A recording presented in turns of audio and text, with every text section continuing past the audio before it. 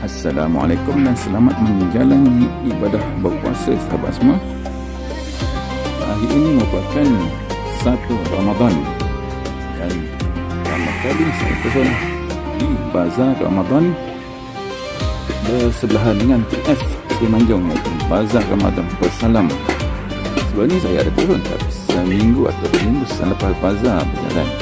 Hari ini first puasa saya dah turun. Jadi untuk hari pertama ni adalah di antara gerai-gerai yang masih belum lagi buka. Mungkin lambat sikit sebab saya datang pun sekarang ni petang. Ada yang dah buka dan ada yang masih belum. Mana bang? Dah pagi bang? Ataupun mungkin esok baru start buka.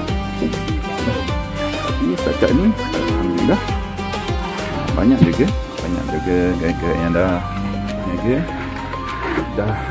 yang dah siap untuk jualan pun dah ada.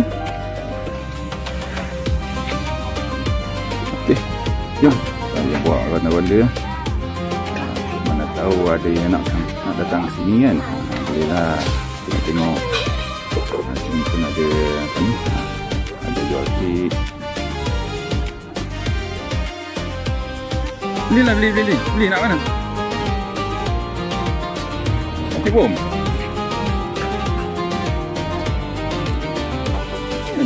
Anak saya ni dah pernah dah dengan roti bom. Pernah dah beli.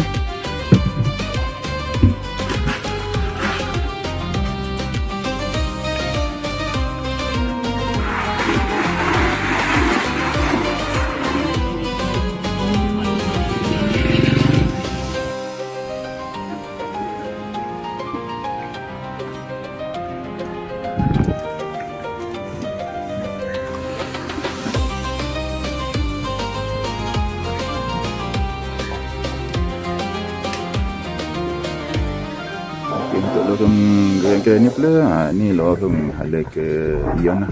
Hala ke Ion. Tadi betul-betul sebelahan dengan TF lah.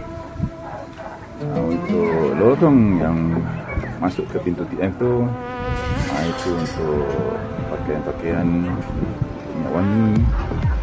Pakaian minyak wangi adalah kat situ. Tapi kebanyakannya tak buka lagi lah. Tak buka lagi. Air. Yo geng. Dah lah, hari ni bukan hari first puasa. Nampak air sesedap tu. Okey lah geng, cukuplah setakat ni.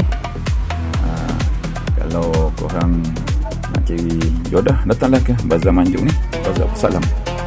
Jadi jumpa lagi. Assalamualaikum dan selamat menjalani ibadah puasa.